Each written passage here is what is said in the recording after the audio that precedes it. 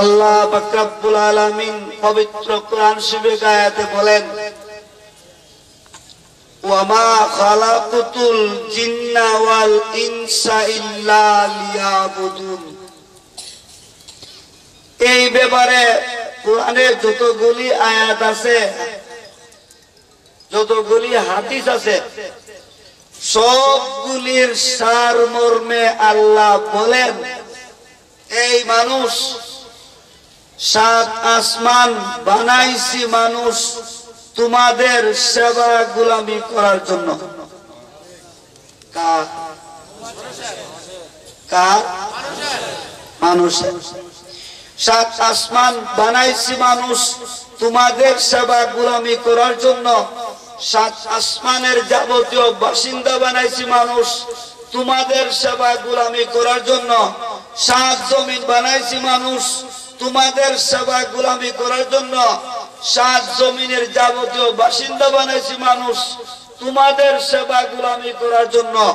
চন্দ্র সূর্য বানাইছি মানুষ তোমাদের সেবা গোলামি করার জন্য। পশু পাখি বানাইছি মানুষ তোমাদের সেবা গোলামি করার জন্য। কীট পতঙ্গ বানাইছি মানুষ তোমাদের সেবা গোলামি করার জন্য। গাছপালা বানাইছি মানুষ তোমাদের সেবা গোলামি করার জন্য। আগুন, পানি, মাটি, বাতাস বানাইছি মানুষ তোমাদের সেবা গোলামি করার জন্য। এক কথায় বলা যায়, এই মানুষেরা এই সমগ্র জগৎ বানায়া অত্যন্ত সুন্দর করে সাজাইয়া গজাইয়া দিয়েছি মানুষ তোমাদের সেবা গোলামি করার জন্য। আর তোমাদেরকে অত্যন্ত মহব্বত করে বানায়া সমগ্র সৃষ্ট জগৎ। মুহতারাম হযরত উলামায়ে কেরাম, সম্মানিত সুধী সমাজ, এলাকার সর্বস্তরের মুসলমান ভাই সব,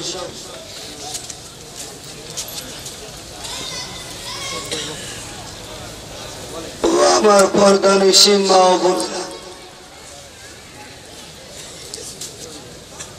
আপনাদের স্থানীয়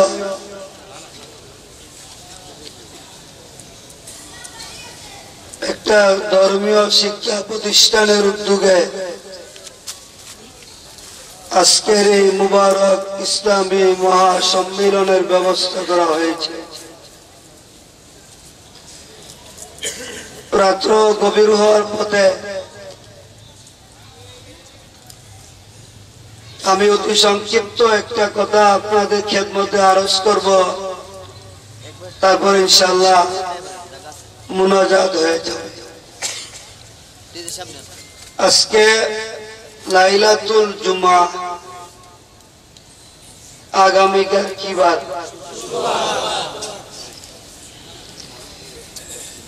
এই ক্ষণস্থায়ী দুনিয়ার জীবনে যত মানুষ এসেছিলেন, বর্তমানে আছেন, কিয়ামত পর্যন্ত আসবেন, সকল মানুষের একমাত্র একজন আদি পিতা ছিলেন, তার নাম হযরত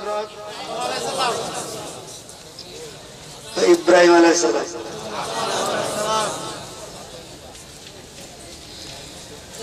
আপনাদের আমাদের সকলের একমাত্র আদি পিতা হযরত আদম আলাইহিস সালামকে আল্লাহ পাক রব্বুল আলামিন একটা শুক্রবারে বানাইছিলেন। এর অনেক দিন পর আরেকটা শুক্রবারে আল্লাহ আমাদের আদি পিতাকে জান্নাতে প্রবেশ করাইছিলেন। এর অনেক দিন পর আরেকটা শুক্রবারে আল্লাহ আমাদের আদি পিতাকে জান্নাত থেকে বের করে দুনিয়াতে পাঠিয়েছিলেন। আর ভবিষ্যৎ জীবনে আরেকটা শুক্রবার আসবে, যে শুক্রবার মুহররম মাসের 10 তারিখে হবে, যে শুক্রবারে কিয়ামতের ঘটনা ঘটবে। সেই শুক্রবারে পৃথিবীর সবগুলি মানুষ একসঙ্গে এখান থেকে চলে যেতে হবে। আমার এই সংক্ষিপ্ত ইতিহাসটা বুঝে থাকলে একটু দয়া করে বলুন, এই ক্ষণস্থায়ী দুনিয়ার জীবনে মানুষ এসেছিল কিবারে? আবার একদিন এই পৃথিবীর সবগুলি মানুষ একসঙ্গে চলে যেতে হবে কিবারে? তাহলে ইতিহাসের মাধ্যমে কতটা পরিষ্কার হয়ে যায়, এই দুনিয়াটা ক্ষণস্থায়ী, আর এই ক্ষণস্থায়ী দুনিয়ার ভেতরে আমরা মানুষের জীবনটা চিরস্থায়ী। আমাদের কিছু বলেন না, এই সমগ্র দুনিয়াটা ক্ষণস্থায়ী, আর ক্ষণস্থায়ী দুনিয়ার ভিতরে আমরা মানুষের জীবনটা চিরস্থায়ী। কি ক্ষণস্থায়ী? দুনিয়াটা যেহেতু ক্ষণস্থায়ী, এই দুনিয়ার ভিতরে আমরা মানুষের জীবনটাও এখানে চিরকাল কেউই থাকতে পারবে না। হঠাৎ করে এখান থেকে একদিন চলেই যেতে হবে।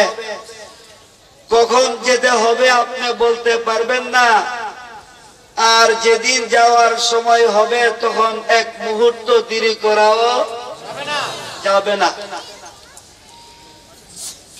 প্রশ্নও শুধু বাকি থাকে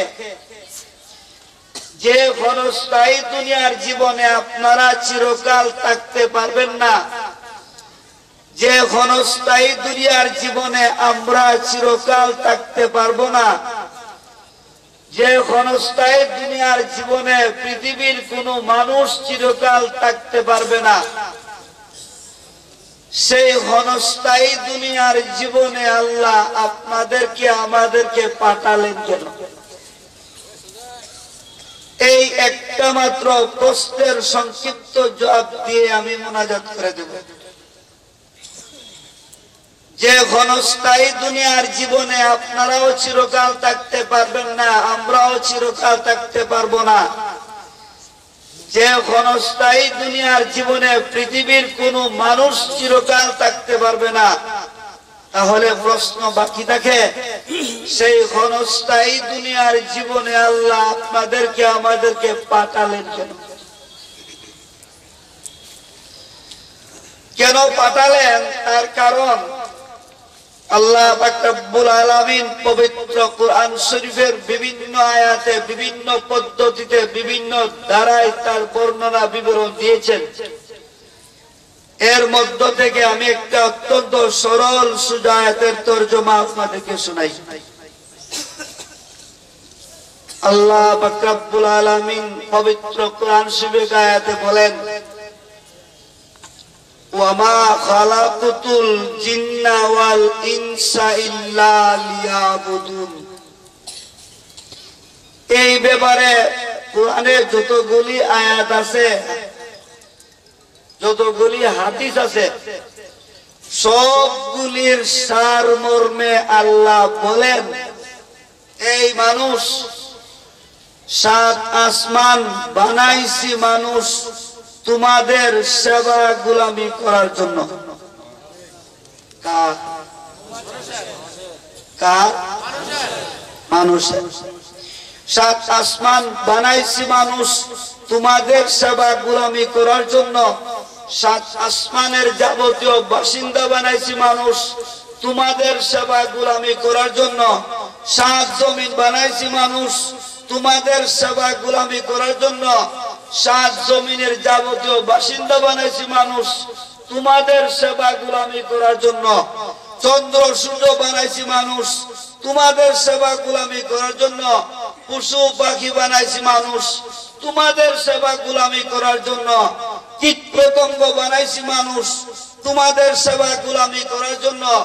গাছপালা বানাইছি মানুষ তোমাদের সেবা গোলামি করার জন্য। আগুন, পানি, মাটি, বাতাস বানাইছি মানুষ তোমাদের সেবা গোলামি করার জন্য। এক কথায় বলা যায় এই মানুষেরা এই সমগ্র জগৎ বানায়া অত্যন্ত সুন্দর করে সাজাইয়া গজাইয়া দিয়েছি মানুষ তোমাদের সেবা গোলামি করার জন্য। আর তোমাদেরকে অত্যন্ত মহব্বত করে বানায়া সমগ্র সৃষ্ট জগতের মধ্যে একমাত্র সর্বশ্রেষ্ঠ জাতির মর্যাদা দিয়ে ক্ষণস্থায়ী দুনিয়ার জীবনে পাঠিয়েছি একমাত্র মানুষ আমি আল্লাহর গোলামি করার জন্য। বুঝে থাকলে বলুন, সমগ্র জগৎ বানাইয়া সাজাইয়া দিলেন কার গোলামি সেবা করার জন্য? আর মানুষকে আল্লাহ অত্যন্ত মহব্বত করে বানায়া সমগ্র সৃষ্ট জগতের মধ্যে সর্বশ্রেষ্ঠ জাতির মর্যাদা দিয়ে ক্ষণস্থায়ী দুনিয়ার জীবনে অল্প সময়ের জন্য পাঠাইলেন একমাত্র আল্লাহর গোলামি করার জন্য। কাজী যে মানুষ ক্ষণস্থায়ী দুনিয়ার জীবনে সঠিকভাবে আল্লাহর গোলামি করবে, আল্লাহ বলেন যে ফারিকুন ফিল জান্নাহ, সেই মানুষের চিরস্থায়ী পরকালের ঠিকানা হবে একমাত্র জান্নাত। আর যে মানুষ ক্ষণস্থায়ী দুনিয়ার জীবনে সঠিকভাবে আল্লাহর গোলামি করবে না, আল্লাহ বলেন ফারিকুন ফিস সাইর, সেই মানুষের পরকালের ঠিকানা হবে জাহান্নাম। এই আয়াতের ব্যাখ্যায় তাফসীরে কুরতুবী শরীফে একটা চিকন কথা লেখা আছে, বলবো? আপনারা শহরের মানুষ, শিক্ষিত সচেতন মানুষ, আপনারা অনুধাবন করতে পারতেছেন যে আমার গলার কণ্ঠসুর এতই বসা যে সুর দিয়া টান দিয়া বক্তৃতার স্টাইলে কথা বলার মতন আমার কোনো ক্ষমতা নাই। দাওয়াত যেহেতু রেখেছি, শুধু হাজিরা দেওয়ার জন্য এসেছি, আর হাজিরা যেহেতু দিতে এসেছি, অল্প অল্প কয়েকটা মূল্যবান কথা বলবো, তারপর ইনশাআল্লাহ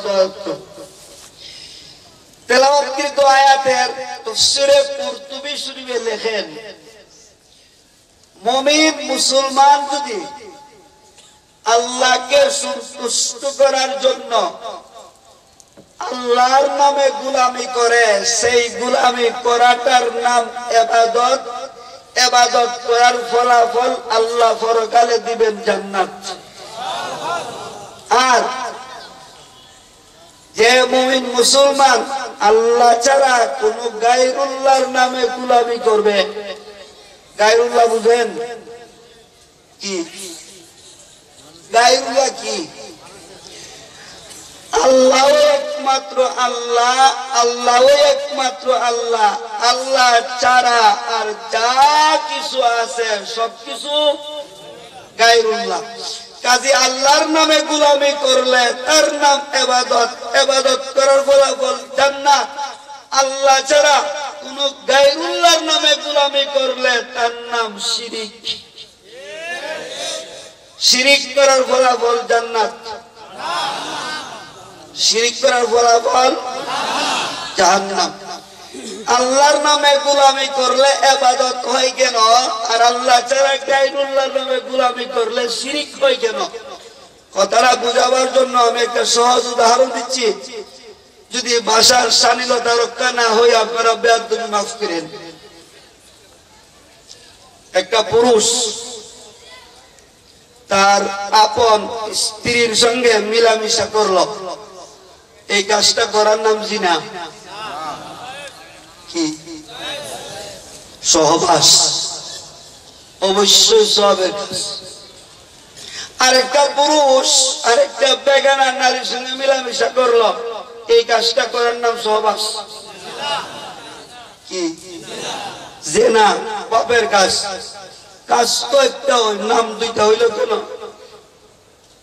এখানেও তো একটা নারী একটা পুরুষের মিলন, এখানেও তো একটা নারী একটা পুরুষের মিলন। একটা মিলনের নাম সহবাস, অবশ্যই সবের কাজ। আর একটা মিলনের নাম জিনা, অবশ্যই পাপের কাজ। কেন? যে কাজটা আপন স্ত্রীর সঙ্গে করলে সহবাস হয়, সব হয়, সেই কাজটা ওই ঘুরাইয়া কোন বেগানা নারীর সঙ্গে করলে জিনা হয়, পাপ হয়।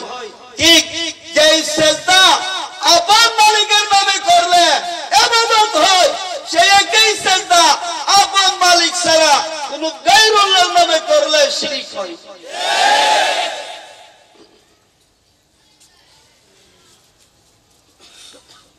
ব্যাখ্যাটা বুঝে থাকলে বলুন। একটা মুমিন মুসলমান আল্লাহকে সন্তুষ্ট করার জন্য আল্লাহর নামে সেজদা করলো, এই সেজদা করাটার নাম শিরক। কি? তাহলে সেজদা আল্লাহর নামে করলে হয়, সেই একই সেজদা আল্লাহ ছাড়া বট গাছ আর তুলসী গাছকে করলে কি হয়? শিরক। যে সেজদা আল্লাহর নামে করলে হয় ইবাদত, সেই একই সেজদা চন্দ্র সূর্যের নামে করলে কি হয়? শিরক। যে সেজদা আল্লাহর নামে করলে হয় ইবাদত, সেই একই সেজদা আল্লাহ ছাড়া রাম কৃষ্ণ আর দুর্গা কালীর পায়ে করলে কি হয়? শিরক। যে সেজদা আল্লাহর নামে করলে হয় ইবাদত, সেই একই সেজদা আল্লাহ ছাড়া কোন দেব দেবী আর মূর্তির সামনে করলে কি হয়? শিরক। যে সেজদা আল্লাহর নামে করলে হয় ইবাদত, সেই একই সেজদা আল্লাহ ছাড়া কোন দুর্গাকে করলে কি হয়? শিরক।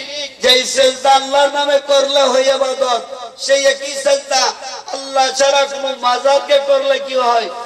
শিরক। যে সেজদা আল্লাহর নামে করলে হয় ইবাদত, সেই একই সেজদা আল্লাহ ছাড়া কোন কবরকে করলে কি হয়? শিরক। কাজেই যে সেজদা আল্লাহর নামে করলে হয় ইবাদত, সেই একই সেজদা আল্লাহ ছাড়া কোন বন্ধ পীরের পায়ে করলে হয় শিরক।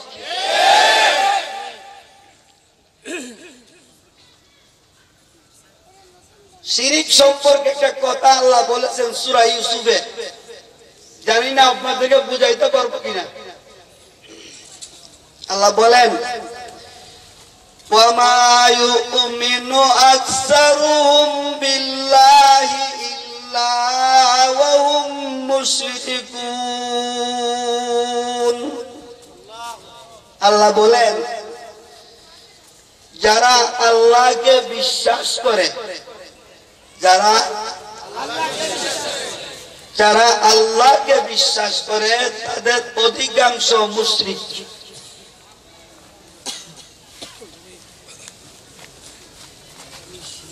যারা আল্লাহ তাদের অধিকাংশ না মুশরিক, না মুশরিক। আমি কি তর্জমা ভুল করব? আমি কি তর্জমা ভুল শিখে এসেছি? আপনারা আমার কথার দ্বিমত করে কেন? এখানে আমার চেয়ে বড় বড় শত শত উলামা কেরাম আছে। সূরা ইউসুফে আল্লাহ বলেন, ওয়ামা ইউমিনু আকসারুহুম বিল্লাহি ইল্লা ওয়া হুম মুশরিকুন। আল্লাহ বলেন, যারা আল্লাহ বিশ্বাস করে তাদের অধিকাংশ মুশরিক। হ্যাঁ, আপনাদের মনে প্রশ্ন জাগতেছে, আল্লাহকে বিশ্বাস করলে যদি মুশরিক হয় তাহলে মুমিন মুসলমান কি? এই প্রশ্ন আপনাদের মনে জাগতে পারে যে আল্লাহকে বিশ্বাস করলে যদি মুশরিক হয় তাহলে মুমিন মুসলমান কি? এই প্রশ্ন আপনাদের মনে জাগতে পারে। প্রশ্নের জবাবে মুফাসসিরিনে কেরাম লিখেন, আল্লাহকে যারা বিশ্বাস করে না তাদের নাম নাস্তিক, তাদের নাম নাস্তিক। আর আল্লাহকে যারা বিশ্বাস করে কিভাবে? ওয়াহদাহু লা শারীকা লাহু, আল্লাহ এক, আল্লাহর সঙ্গে আর কাউকে শরীকদার করে না, এরা হলো মুমিন মুসলিম। আর আল্লাহকে বিশ্বাস করে, চন্দ্র সূর্যের পূজা করে, আল্লাহকে বিশ্বাস করে, বটগাছ তুলসী গাছের পূজা করে, আল্লাহকে বিশ্বাস করে, রামকৃষ্ণ দুর্গা কালীর পূজা করে, আল্লাহকে বিশ্বাস করে, দেবদেবী মূর্তির পূজা করে, আল্লাহকে বিশ্বাস করে, দুর্গা পূজা করে, আল্লাহকে বিশ্বাস করে, মাজার পূজা করে, আল্লাহকে বিশ্বাস করে, কবর পূজা করে। আল্লাহ বলেন এরা সবাই আমাকে বিশ্বাস করেছিল, কিন্তু বিভিন্ন পদ্ধতিতে আমার সাথে পূজার মাধ্যমে শরীকদার সাব্যস্ত করার কারণে আমাকে বিশ্বাস করার পরও এরা সবাই হইল মুশরিক। আল্লাহকে যারা বিশ্বাস করে না তাদের নাম আপনাদের বাংলাদেশে নাস্তিক আছে। নাস্তিকদের একটা খুব ভালো গুণ আছে জানেন, আমি বলবো নাস্তিকদের একটা খুব ভালো গুণ আছে,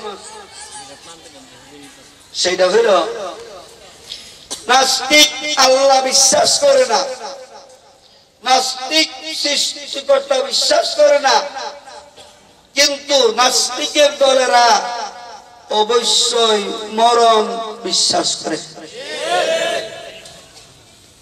কি বিশ্বাস করে? যারা নাস্তিক আল্লাহ বিশ্বাস করে না, পরকাল বিশ্বাস করে না, স্রষ্টা বিশ্বাস করে না, তারাও মরণ। বাস্তব আপনাদের বাংলাদেশের একজন সুশিক্ষিত বলা যায় না, উচ্চ মানের শিক্ষিত সুপ্রসিদ্ধ নাস্তিকের নাম ছিল ডক্টর আহমদ শরীফ। নাম শুনেছেন? উনি ইন্তেকালের আগে বলেছিল আমি মারা যাওয়ার পর আমাকে গোসল দেওয়া হবে না, আমাকে কাফন পরানো হবে না, আমার জানাজার নামাজ হবে না, আমাকে কবরস্থানে দফন করা হবে না, কারণ আমি এইগুলি বিশ্বাস করি না। মরণ বিশ্বাস করিনি, মরণ বিশ্বাস করিনি, মরণ বিশ্বাস করে এই জন্যই তো বলেছে আমি মারা যাওয়ার পরে আমার গোসল দেওয়া হবে না, কাফন পরানো হবে না, জানাজা হবে না, কবরস্থানে দফন করা হবে না। আপনাদের গাজীপুরে কুকুর আসেনি? কোন সময় মারা যায় না, দেখছেন জীবনে কুকুর মারা যেতে দেখছেন? আপনাদের গাজীপুরে কুকুর মারা গেলে অবশ্যই তার গোসল দেওয়া হয়, কাফন পরানো হয়, জানাজার নামাজ দেওয়া হয়, কবরস্থানে দফন করা হয়, হয় না? তাহলে কুকুর মারা গেলে ও গোসল নাই, ডক্টর আহমদ শরীফের গোসল নাই। কুকুর মারা গেলেও কাফন নাই, ডক্টর আহমদ শরীফের কাফন নাই। কুকুর মারা গেলেও জানাজার নামাজ নাই, নাস্তিক ডক্টর আহমদ শরীফের জানাজার নামাজ নাই। কুকুর মারা গেলেও কবরস্থানে দফন নাই, ডক্টর আহমদ শরীফের কবরস্থানে দফন নাই। তাহলে বলেন ডক্টর আহমদ শরীফ আর আপনাদের গাজীপুরের কুকুর কি ব্যবধান? হ্যাঁ, একটা ব্যবধান আছে। ডক্টর আহমদ শরীফ হলো চিঙ্গা জানোয়ার, আর আপনাদের গাজীপুরের কুকুর হলো ডক্টর আহমদ শরীফ হইল দুই চিঙ্গা জানোয়ার, আর আপনাদের গাজীপুরের কুকুর হইল চারটিঙ্গা জানোয়ার। চারটিঙ্গা জানোয়ারের লেজ থাকে, দুই টিঙ্গা জানোয়ারের লেজ নাই, এছাড়া আর কোন ব্যবধান নাই। আল্লাহ বলেন উলাইকা কাল আনআম।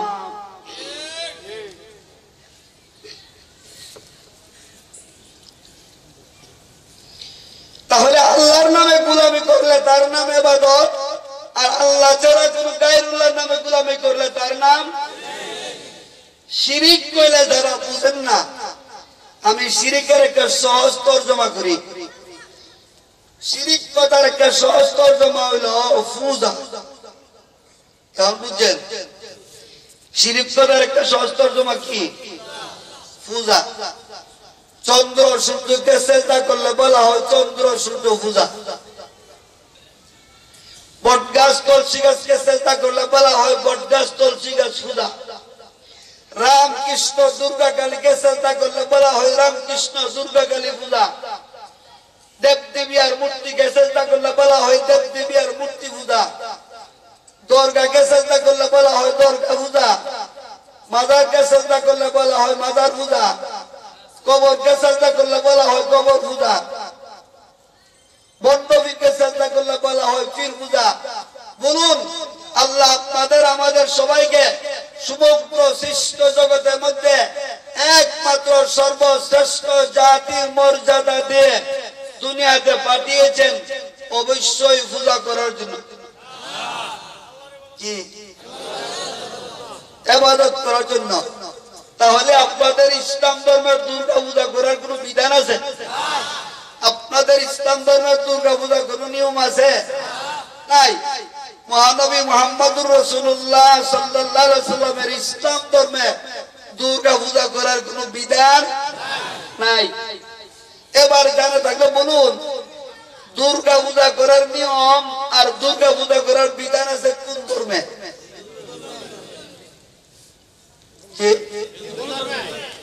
আমাদের গাজীপুর হিন্দু আছে, আছে। হিন্দু ভাইদের জন্য আমাদের কোরআন একটা সুসংবাদ আছে। কার জন্য? হিন্দু ভাইদের জন্য আমাদের কোরআনে একটা সুসংবাদ আছে।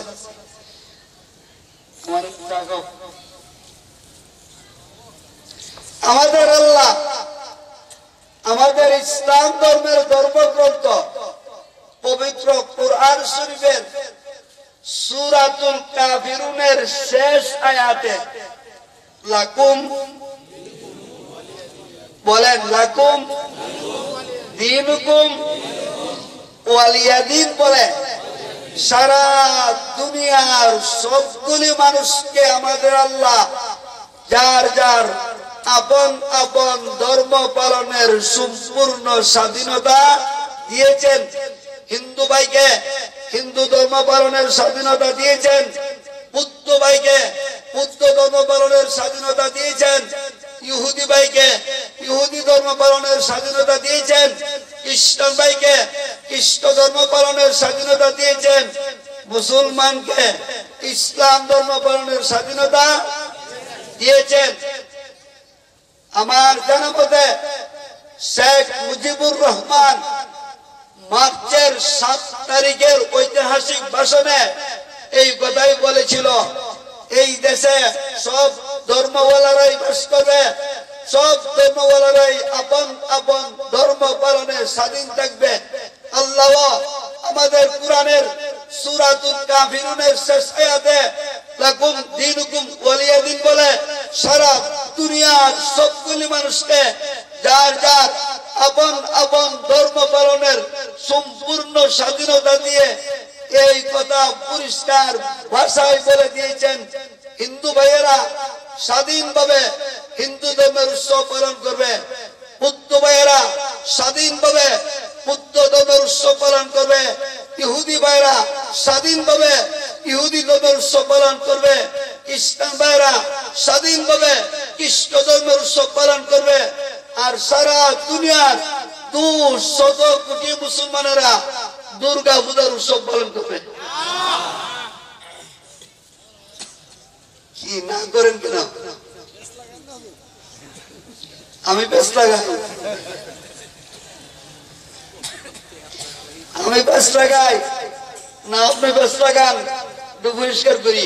তাইলে আপনাদের দেশে আপনাদের সমাজে যখন হিন্দু ভাইদের দুর্গা পূজার অনুষ্ঠান চলে, কালী বাড়িতে আর মণ্ডপ করে, তখন কি আর কোন মুসলমান যায়? আমি লাগাইলাম, আমার জীবনে কোনদিন দুর্গা পূজার অনুষ্ঠানে আমি যাই নাই। এখন বলেন আপনাদের দেশে আপনাদের সমাজে যখন হিন্দু ভাইদের দুর্গা পূজার অনুষ্ঠান চলে, কালী বাড়িতে মণ্ডপ করে, তখন কি আর সমাজের কোন মুসলমান যায়?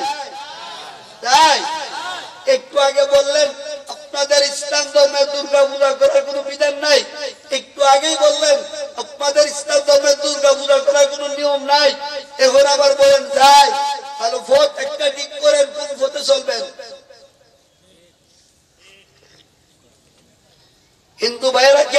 জুমার নামাজে আসে আসে না? অবশ্যই ঈদের নামাজে আসে। হিন্দু ভাইয়েরা কি আপনাদের হজের অনুষ্ঠানে যায়? অবশ্যই আরাফাতের মাঠে যায়। হিন্দু ভাইয়েরা কি টঙ্গী বিশ্ব ইজতেমাতে যায়? অবশ্যই সরমুনাইয়ের ময়দানে যায়। হিন্দু ভাইয়েরা কি আপনাদের ওয়াজের মাহফিলে আসে, তাফসীর মাহফিলে আসে, ইসলামী সম্মেলনে আসে? অবশ্যই লাইলাতুল কদর ও লাইলাতুল বরাতে আসে, আসে না? তাহলে হিন্দু ভাইয়েরা একটা বাতিল ধর্ম গ্রহণ করে সত্য ধর্ম ইসলামের কোন অনুষ্ঠানে উৎসবে অংশগ্রহণ করার জন্য আসে না। আর আপনি কি মুসলমান সত্য ধর্ম ইসলাম গ্রহণ করে বাতিল ধর্মের অনুষ্ঠানে উৎসবে অংশগ্রহণ করার জন্য যান? আপনার ক্ষেত্রজ্ঞান গেল কোথায়? আপনার ঈমান আমল গেল কোথায়? আপনার হায়া গেল কোথায়? আপনার শরম গেল কোথায়? আপনার লজ্জা গেল কোথায়? সবাই যদি বলেন ঠিক, তাহলে যাই কে? আমি তো একজন মুসলমান, এতটুকু হায়া শরম লজ্জা আমার থাকা উচিত। হিন্দু ভাইয়েরা বাতিল ধর্ম গ্রহণ করে আমার সত্য ধর্ম ইসলামের কোন অনুষ্ঠানে অংশগ্রহণ করার জন্য আসে না। আর আমি সত্য ধর্ম ইসলাম গ্রহণ করে বাতিল ধর্মের অনুষ্ঠানে অংশগ্রহণ করার জন্য যাই। আমাকে একজন বলে, হুজুর মুসলমান যুবক যুবতীরা হিন্দুদের দুর্গা পূজার অনুষ্ঠানে যায় প্রসাদের নামে মিষ্টি খাবার জন্য। কি খাবার জন্য?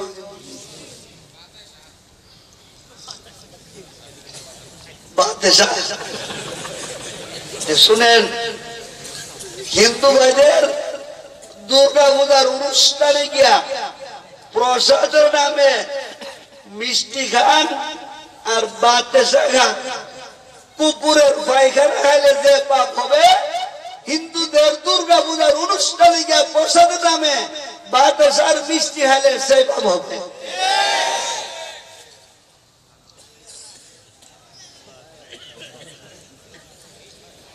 বাংলাদেশের মুসলমানেরা বাংলাদেশের হিন্দু ভাইদেরকে দুলামিয়ার মতন লালন পালন করে। কিসের মতো? বাংলাদেশের মুসলমানেরা বাংলাদেশের হিন্দু ভাইদেরকে দুলামিয়ার মতন লালন পালন করে। আর ভারতের হিন্দুরা ভারতের মুসলমানদেরকে পাটার মতো বলি করে। বাংলাদেশের মুসলমানেরা হাতের গোনা দু চারটা বুদ্ধুকে শালার মতন আদর আপ্যায়ন করে। শালা বুঝেন?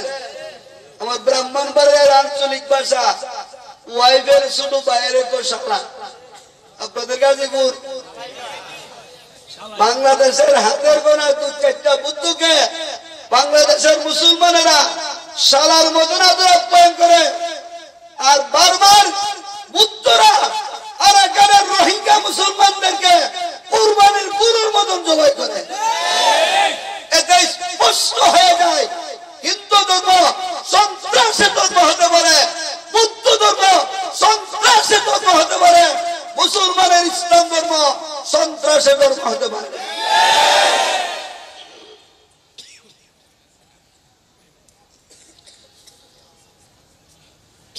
এবার মূল কথাটাই, আল্লাহ তাদের আমাদের সবাইকে সর্বশ্রেষ্ঠ জাতির মর্যাদা দিয়ে দুনিয়াতে পাঠাইলেন একমাত্র ইবাদত করার জন্য। কি করার জন্য? ইবাদত করলে ঠিক না, ইবাদত না করলে ঠিক না, জাহান্নাম। এবার আর কয়েক মিনিটে আপনারা বুঝে নেন ইবাদত কাকে বলে। আল্লাহ যে আপনাদের আমাদের সবাইকে পাঠাইলেন ইবাদত করার জন্য। ইবাদত করলে ঠিক না জান্নাত, ইবাদত না করলে ঠিক না জাহান্নাম। ইবাদত কাকে বলে? এর সংক্ষিপ্ত ব্যাখ্যা 30 পারা কোরআনে আল্লাহ যত ইবাদত করার কথা বলেছেন নবীজির লক্ষ লক্ষ হাদিসে যত ইবাদত করার কথা বলেছেন, ফুকাহায়ে কেরামের কোটি কোটি বস্তা মাসাইল ফতোয়া বানায় যে যত ইবাদত করার কথা বলেছেন, সকল ইবাদত বন্দেগীর সমষ্টির নাম হলো ধর্ম। সংক্ষেপে বলা যায় ধর্ম পালন করার নাম ইবাদত। কি পালন করার নাম? মন করা কোন কাজের নাম ইবাদত নয়, ধর্ম পালন করার নাম হলো ইবাদত। এবার আপনারা বলেন কোন ধর্ম? যে ইসলাম ধর্ম। ইসলাম শব্দের অর্থ অশান্তি। কি আপনারা দিয়ে আমার বিপরীত থাকে সবসময়? ইসলাম শব্দের অর্থ অশান্তি, শান্তি। ইসলাম ধর্ম হলো অশান্তি ধর্ম। বিশ্বাস করেন? ইসলাম ধর্ম শান্তি ধর্ম বিশ্বাস করেন? যদি বিশ্বাস করেন তাহলে বলেন আজকে সারা দুনিয়াতে শান্তি ধর্ম ইসলাম গ্রহণ করে প্রায় 200 কোটি মুসলমান, হিন্দু, বৌদ্ধ, ইহুদি, নাসারা, খ্রিস্টান, বেদিন, কাফিরের জুলুম, নির্যাতন, হামলার কারণে শান্তিতে না অশান্তিতে? বুঝে না আসলে তাকান তো, ফিলিস্তিনের মুসলমানেরা শান্তি না অশান্তি? আফগানিস্তানের মুসলমানেরা শান্তি না অশান্তি? বসনিয়া চেচনিয়ার মুসলমানেরা শান্তি না অশান্তি? ইরাকের মুসলমানেরা শান্তি না অশান্তি? বার্মার মুসলমানেরা শান্তি না অশান্তি? কাশ্মীরের মুসলমানের শান্তি না অশান্তি? অশান্তি। ইসলাম ধর্ম কি অশান্তি ধর্ম? শান্তি ধর্ম। তাহলে বলেন শান্তির ধর্ম ইসলাম গ্রহণ করে আজকে সমগ্র দুনিয়াতে 200 কোটি মুসলমানের অশান্তি কেন? আজকে আপনাদের কাছে আমার জবাব নিতে হবে। আপনারা যেহেতু বলেছেন ইসলাম ধর্ম শান্তি ধর্ম, তাহলে আপনারা বলুন শান্তি ধর্ম ইসলাম গ্রহণ করে আজকে সমগ্র দুনিয়াতে 200 কোটি মুসলমানের অশান্তি কেন?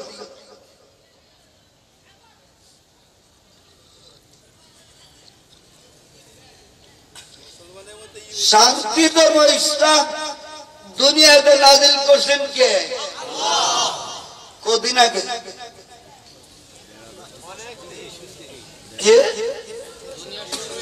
আমাদের মহানবী মুহাম্মদুর রাসূলুল্লাহর নিকট শান্তি ধর্ম ইসলাম আল্লাহ নাজিল করছেন কদিন আগে?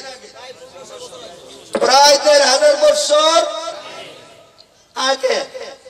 আর এখন সম্ভবত 2020।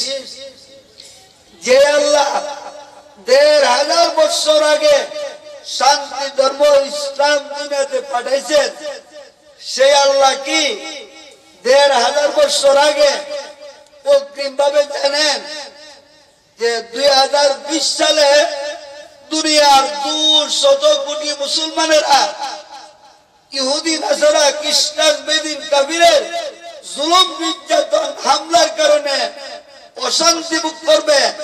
আল্লাহ কি 1000 বছর আগে জানেন?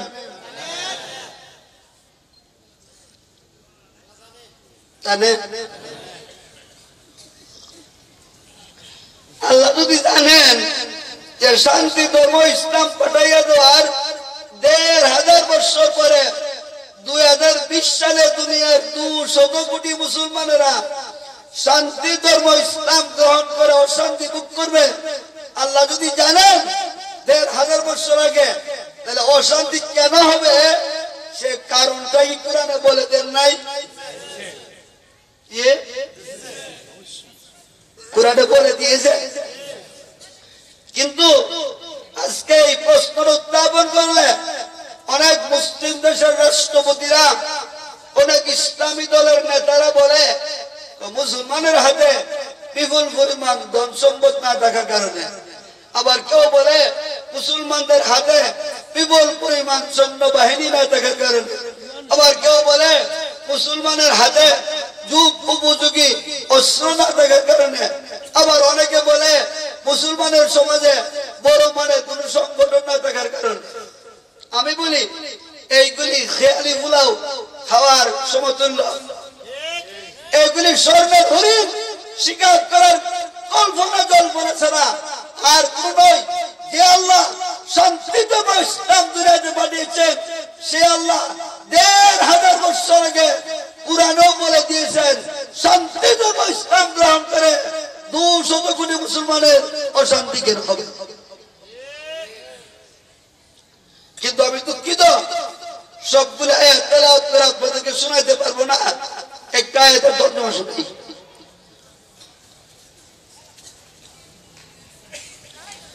আল্লাহ পাক রব্বুল আলামিন বলেন, আফাতুমিনুনা বিবাদিল কিতাবি ওয়া তাকফুরুনা বিবাদি ফামা জাযাউ মান ইয়াফআলু যালিকা মিনকুম ইল্লা খিজিয়ুন ফিল হায়াতিদ দুনিয়া ওয়া ইয়াউমাল কিয়ামাতি ইউরাদ্দুনা ইলা আশাদ্দিল আযাব। আল্লাহ বলেন, যে মুমিন মুসলমান শান্তির ধর্ম কিছু পালন করে আর কিছু লঙ্ঘন করে, কিছু পালন করে আর কিছু লঙ্ঘন করে, এমন মুমিন মুসলমান বর্তমান দুনিয়ার কোন দেশে আছে? সেই দেশটা আপনাদের সোনার বাংলাদেশ থেকে কত হাজার মাইল দূরে।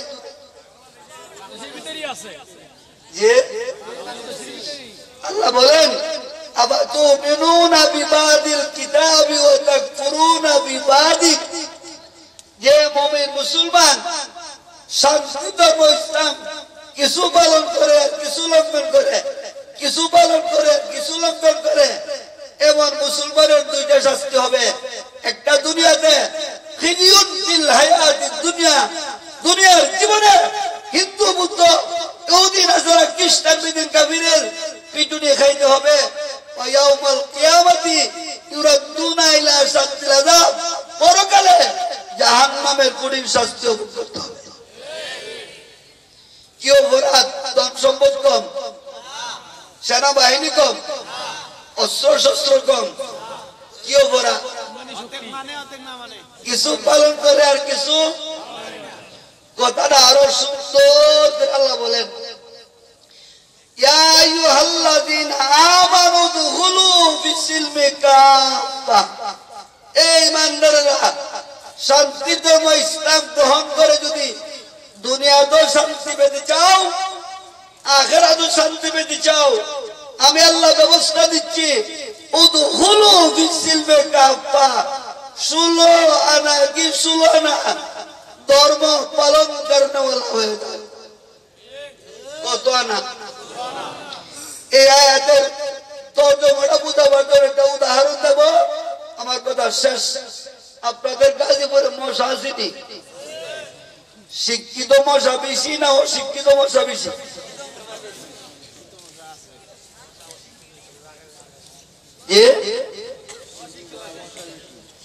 যাই হোক, মশা আছে তো। মশা যদি কামড় দেয় বিনা পয়সার ইনজেকশন করে, তখন শান্তি লাগে না অশান্তি লাগে? শান্তি, অশান্তি। মশার কামড়ের অশান্তি থেকে মুক্তি পাওয়ার যত ব্যবস্থা দুনিয়াতে আছে, এর মধ্যে একটা সহজ ব্যবস্থা হইল, বাংলাদেশে হাজার হাজার মশারি কোম্পানি আছে, মার্কেটে লক্ষ লক্ষ মশারি আছে। আপনি যদি একটা মশারি কিনে এনে ব্যবহার করেন, আপাতত মশার কামড়ের অশান্তি থেকে মুক্তি পেতে পারেন। ঠিক আছে কি? গেলেন বসুন্ধরা মার্কেটে, মার্কেটে ফ্রান্সের একটা মশারি কিনলেন 50,000 টাকা দিয়ে। কোন দেশের? ফ্রান্সের। দাম কত? আপনার বাড়িতে এনে 5 লক্ষ টাকার মূল্যের খাটে লটকাইলেন। আবারও বলেন, মশারি কোন দেশের? দাম কত? খাটের দাম কত? ফ্রান্সের মশারির দাম 50,000, খাটের দাম 5 লক্ষ।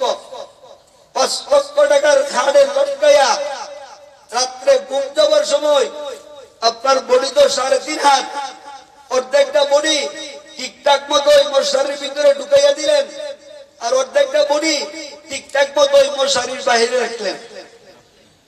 এইভাবে রাত কাটাইয়া দিলেন। একটু হিসাব নিকাশ করে বলেন, মশার কামড়ের অশান্তি থেকে মুক্তি পেলেন কিনা? কেন?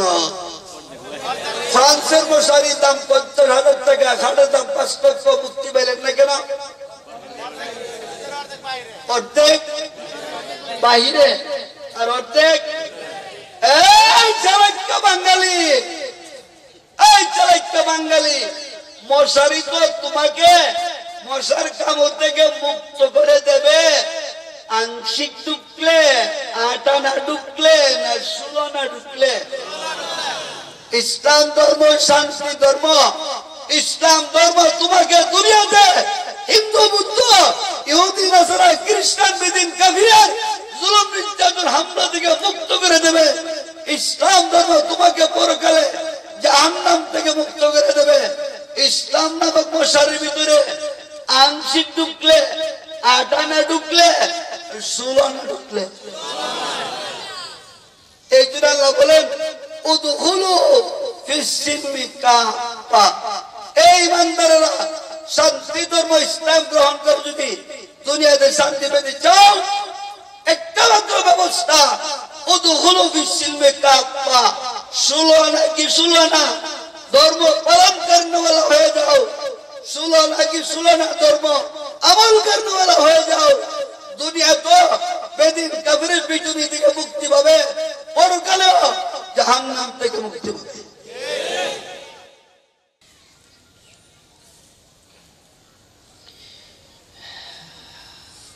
আর একটা কথা জিজ্ঞেস করি কয়েক মিনিটে, বিরক্ত হচ্ছে না আপনারা? বিরক্ত তো হবে না, কারণ আমার বলাও পারে না, বাসাও অসুবিধা না। আজকে আপনারা যারা ইসলাম ধর্ম গ্রহণ করেছেন, করেছেন কিনা? করেছেন কিনা? আপনারা যারা ইসলাম ধর্ম গ্রহণ করেছেন, বুঝে সুঝে জব দেবেন, বুঝে না আসলে উল্টা পাল্টা জব দেয়া পেশ লাগাবেন। আপনারা যারা ইসলাম ধর্ম গ্রহণ করেছেন, আপনাদের নাম, টাইটেল, উপাধি, লকব ইমানদার না মুসলমান? আপনারা যদি বলেন আমাদের নাম ইমানদার, আমার প্রশ্ন বাকি থাকবে, তাহলে বলেন মুসলমান কাকে বলে? আর আপনারা যদি বলেন আমাদের নাম মুসলমান, আমার প্রশ্ন বাকি থাকবে, তাহলে বলেন ইমানদার কাকে বলে?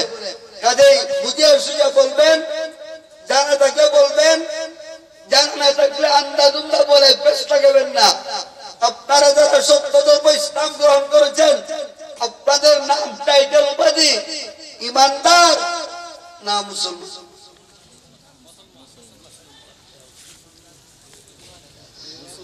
কেউ বলেছেন মুসলমান, কেউ বলেছেন ইমানদার, আর কেউ একদম চুপ বসে দিচ্ছেন। আমিও কোন পথে যাব? আমি আমার পথে যাই, আমি আমার পথে যাই। ইমানদার আর মুসলমান এক কথা নয়। ইমানদার আর মুসলমান 19-20 নয়। ইমানদার আর মুসলমান আকাশ পাতাল ব্যবধান। যারা ইমানদার আর মুসলমানের ব্যাখ্যা জানে না, যারা ইমানদার আর মুসলমানের আকাশ পাতাল ব্যবধান জানে না, এরাও অনেক সময় নির্ভেজাল দাওয়াত ও তাবলীগের উপরে অভিযোগ করে। কি অভিযোগ? ও আমাদের মহানবী মুহাম্মদুর রাসূলুল্লাহ সাল্লাল্লাহু আলাইহি ওয়াসাল্লাম আরব জাহানের দাওয়াত দিতেন বেদিন কাফিরের নিকট, আর গাট্টিওয়ালারা গিয়া দাওয়াত দেয় মুমিন মুসলমানের নিকট। আমার প্রশ্ন করে কিনা? যারা দাওয়াত ও তাবলীগের মতো নির্ভেজাল মুবারক কাজকে মহব্বত করতে পারে না, এরা অনেক সময় এই প্রশ্নের বেড়াদার সৃষ্টি করে, বলে মহানবী মুহাম্মদুর রাসূলুল্লাহ সাল্লাল্লাহু আলাইহি ওয়াসাল্লাম আরব জাহানের দাওয়াত দিতেন বেদিন কাফির কাছে, আর আমাদের দেশের গাছটিওয়ালার দাওয়াত দেয় মুমিন মুসলমানের কাছে। এই প্রশ্ন তাদের মনে কেন থাকে? এরা তখন মূর্খ, এরা জানে না ইমানদার কাকে বলে, এরা জানে না মুসলমান কাকে বলে, এরা জানে না ইমানদার আর মুসলমানের মধ্যে আকাশ পাতালের ব্যবধান। কাজেই কয়েক মিনিটের মধ্যে আপনাদের স্মরণ রাখা দরকার ইমানদার কাকে বলে আর মুসলমান। ফতোয়া কিতাবে লেখা আছে, ফতোয়ায়ে দারুল উলুম হাটহাজারী কিতাবুত তাসাউফ ওয়াস সুলুক অধ্যায়ে লেখেন, ইমানদার বলা হয় তাসদীকুম বিল কলবি, মনে প্রাণে ধর্মের সব কিছু বিশ্বাস করে, একটাও আমল করে না। মনে প্রাণে ধর্মের সব কিছু বিশ্বাস করে, একটাও পালন করে না। মনে প্রাণে ধর্মের সব কিছু বিশ্বাস করে, একটাও মানে না, তার নাম ইমানদার। আবারও না করেন, আমি কি তর্জমা ভুল করবো? আমি কি তর্জমা না শিক্ষা এসেছি? আর এখনের ইলেকট্রনিক মিডিয়ার যুগে কি ভুল ওয়াজ করার কোন সুযোগ আছে? কিতাবে রিফারেন্সে বললাম, ফতোয়ায়ে দারুল উলুম হাটহাজারী কিতাবুত তাসাউফ ওয়াস সুলুক অধ্যায়ে লেখা আছে, ধর্মের সব কিছু বিশ্বাস করে, একটাও আমল করে না। ধর্মের সব কিছু বিশ্বাস করে, একটাও পালন করে না। ধর্মের সব কিছু বিশ্বাস করে, একটাও মানে না। বিশ্বাস করার নাম ইমান, যে বিশ্বাস করে তার নাম ইমানদার।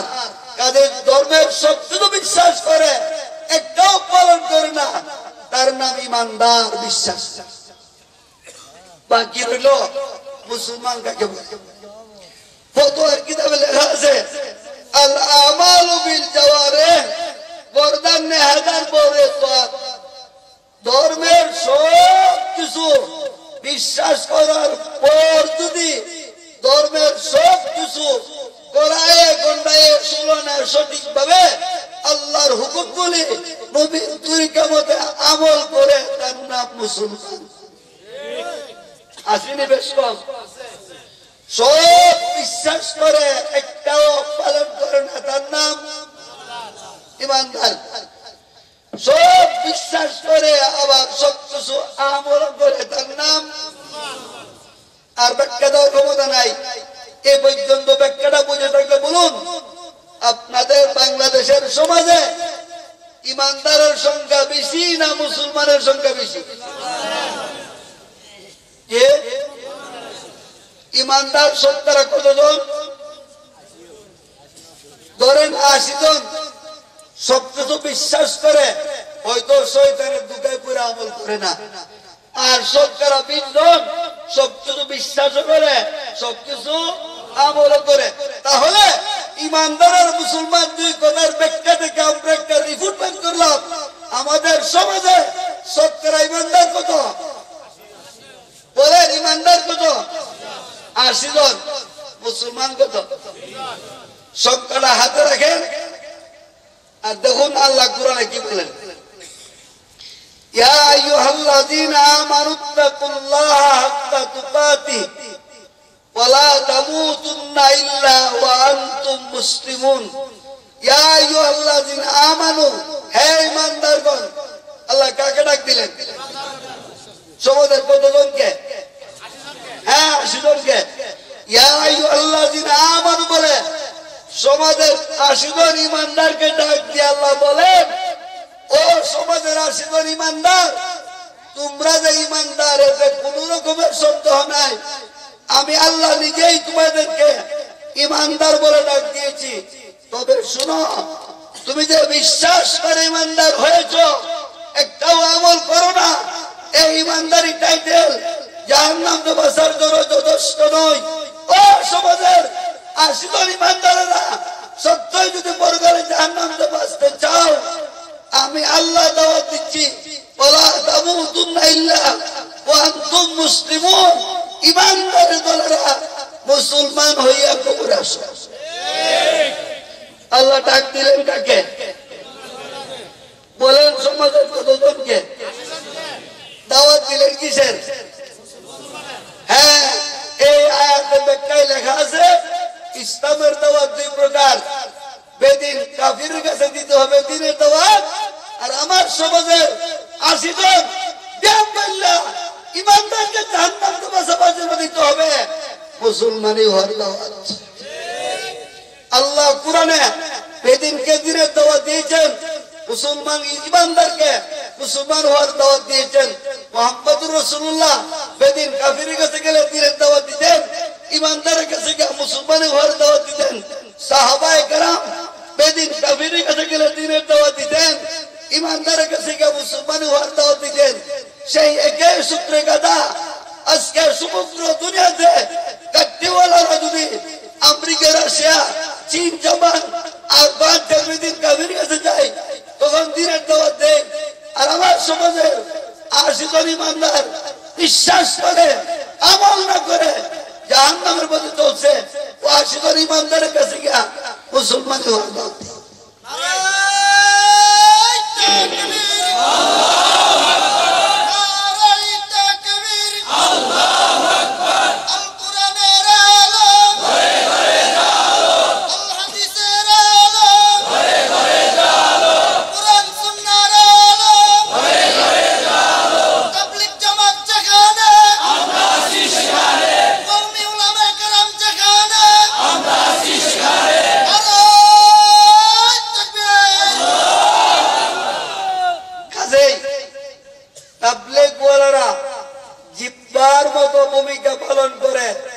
আর যারা তাবলীগের বিরুদ্ধে কথা বলে এরা দাঁতের মতো ভূমিকা পালন করে। অনেকে ঠিক বুঝছেন না, বুঝা আমি আর কয়েক সেকেন্ডে বুঝাই। আপনাদের দাঁতের ফাঁকে ফাঁকে কোন সময় হাড্ডির টুকরার মাছের কাঁটা ঢুকেনি, তা ঢুকে না? দাঁতের ফাঁকে ফাঁকে হাড্ডির টুকরা আর মাছের কাঁটা ঢুকলে তখন দাঁতের খুব শান্তি লাগে, অশান্তি সৃষ্টি হয়। তখন অশান্তি দাঁতের পাশে জিহ্বা নীরব দর্শকের ভূমিকা পালন করে, চুপচাপ বসে থাকে। কি করে? ঠেলে ঠেলে ঠেলে, কতক্ষণ ঠেলে? যতক্ষণ পর্যন্ত দাঁতকে অশান্তি থেকে মুক্তি করতে পারে না ততক্ষণ দাঁতের দরজা দরদি হয়ে জিহ্বা ঠেলতে থাকে ঠেলতে থাকে ঠেলতে থাকে। জিহ্বা যে একরাম করলো, এত উপকার করলো, এত মায়া দয়া করলো, এরপরও যদি কোনদিন সুযোগ মতে দাঁতে জিহ্বারে লাগাল ভাই একরাম করে, দয়া করে না কামড় দিয়ে ধরে, তাহলে জিহ্বা ইনসাফের ভূমিকা পালন করে আর দাঁতে জুলুমের ভূমিকা পালন করে। দাঁতে যতই জুলুম করো, দাঁতে যতই বেয়াদবি করো, জিহ্বা জুলুম করে না, জিহ্বা বেয়াদবি করে না। জিহ্বা দাঁতের দরদের দরদি হয়ে দাঁতকে অশান্তি দিয়ে মুক্তি করার জন্য খেলতে থাকে খেলতে থাকে। ঠিক আজকে দাওয়াত তাবলীগ ওয়ালারা সমগ্র দুনিয়াতে জিহ্বার মতো ভূমিকা পালন করে যাচ্ছে। তাদেরকে ওয়াহাবি বলেন আর খিচুড়ি বলেন আর গাত্তি বলেন, দায়িত্বটাই বলেন, যতদিন পর্যন্ত সমাজের ৮০ জন ইমানদারকে মুসলমান বানাতে পারবে না ততদিন পর্যন্ত আল্লাহর রাস্তায় নেওয়ার জন্য, মসজিদে নেওয়ার জন্য, খানকায় নেওয়ার জন্য, মাদ্রাসায় নেওয়ার জন্য, জান্নাতে নেওয়ার জন্য খেলতেই থাকবে খেলতেই থাকবে। আজকে এই বিশ্ব জুড়া দাওয়াত তাবলীগ অশিক্ষা মাগরিব সমাজে দূর, এই বিশ্ব জুড়া দাওয়াত তাবলীগের মধ্যে একটা মহা সংকট দেখা দিয়েছে একটা মানুষের কারণে। আজকে সারা দুনিয়ার ২০০ কোটি মুসলমানের মধ্যে পরস্পরে ফাটল সৃষ্টি হয়েছে একটা মাত্র মানুষের কারণে। সে মানুষটার নাম সাদ ভারতী। আমার বরিশালের এক মাহফিলে, বরিশাল শহরের এক মাহফিলে আমি ওয়াজ করতেছিলাম। হঠাৎ করে দিন পুলিশ বাহিনী আমার কইল, হুজুর এটা তফসির মাহফিল, আপনি তফসির করেন, মৌলানা সাদের বিরুদ্ধে আপনি কিছু বলবেন না। আমি জিজ্ঞাসা করলাম, পুলিশ ভাইয়েরা আমি তো সরকারি লোক, এই দেশে আমার ভোটার আছে, আপনারা সরকারি লোক না বেসরকারি লোক? কারা জিজ্ঞাসা করলাম? আমি সরকারি লোক, এই দেশে আমার ভোটার আছে, এই দেশের প্রেসিডেন্ট আমার প্রেসিডেন্ট, এই দেশের প্রধানমন্ত্রী আমার প্রধানমন্ত্রী, আপনারা সরকারি লোক না বেসরকারি লোক? আমার দিকে তাকায় দেখিয়া আমরা তো সরকারি লোক। আমি বললাম, শুনেন, আমি সরকারি লোক হিসাবে আমি সরকারের পক্ষে, আপনারা সরকারের পক্ষে না বিপক্ষে? কারা জিজ্ঞাসা করলাম? পুলিশের। আমি সরকারের পক্ষে আছি, আপনারা সরকারের পক্ষে না বিপক্ষে? চুপ করে রয়েছে। আপনারা কথা বলেন, কথা না বললে তো ফয়সালা হবে না। আমি সরকারের পক্ষে, আপনারা সরকারের পক্ষে না বিপক্ষে? বাধ্য আমরা তো সরকারের পক্ষে। আমি বললাম, শুনেন, আপনারা যদি সরকারের পক্ষে হয়ে থাকেন, আমিও সরকারের পক্ষে। আর আমাদের দেশের সরকার ভারতের সাত বিরোধী সরকার। আমাদের দেশের সরকার ভারতের সাত বিরোধী সরকার। গত বছরের আগের বছর বাংলাদেশ সরকার টিম পাঠাইছিল ওনার কাছে বলে আসার জন্য, আপনি দয়া করে বাংলাদেশের ইজতেমায় অংশগ্রহণ করবেন না। এরপরেও চলে বলে কলে কৌশলে টুকা দিয়ে বাটপারি করে গুড়িয়া গাড়িয়া কোন দেশ থেকে দাঁড়িয়ে এসেছিল, আসার পরেও আমাদের দেশের সরকার বিশ্ব ইজতেমায় অংশগ্রহণ করতে দেয় নাই। কাকরাইল থেকে আবার রিটার্ন তাকে ভারতে পাঠিয়ে দিয়েছিল। ঠিক গত বছরের ইজতেমাতেও আমাদের দেশের সরকার 7-12 থেকে বাংলার ইজতেমায় আসার অনুমতি দেন নাই।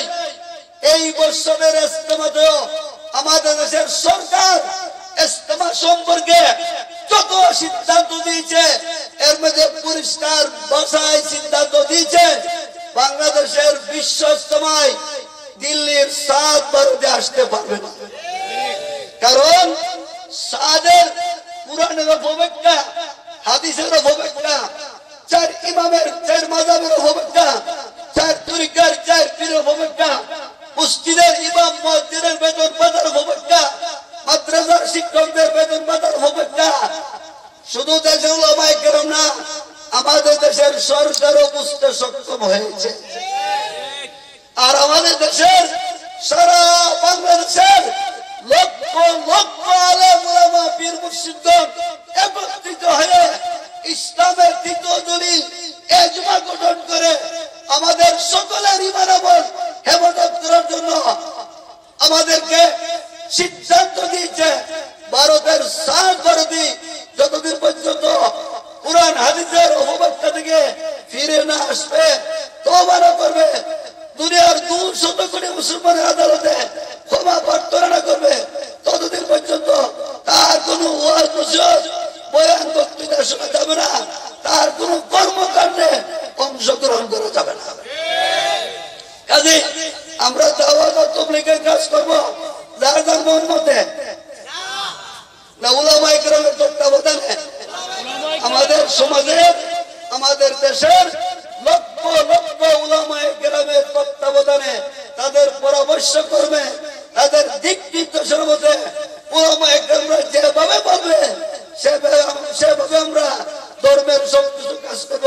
নিয়ত আছেন ইনশাআল্লাহ? আল্লাহ আপনাদের আমাদের সবাইকে যে কথাগুলি শুনলাম আমল করার তৌফিক দান করুন। আমি দোয়া চাই, আপনারা যেভাবে বসেছিলেন, যদি আমার গলা সুস্থ থাকতো আমি নিয়ে আজকে 3 ঘন্টা বয়ান করলাম।